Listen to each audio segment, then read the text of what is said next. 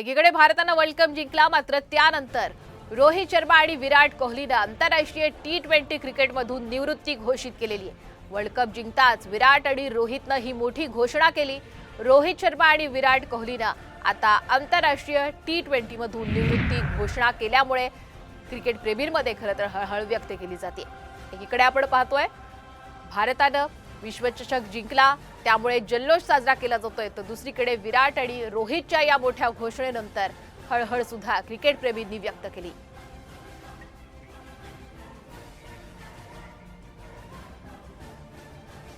आपण विराट कोहलीची कामगिरी पाहूयात. विराट कोहलीने 125 सामने खेळलेले, यामध्ये धावा 4188 आहेत, तर सरासरी साधारण 48.69 इतकी सरासरी. शतक, अर्धशतक, एक शतक आणि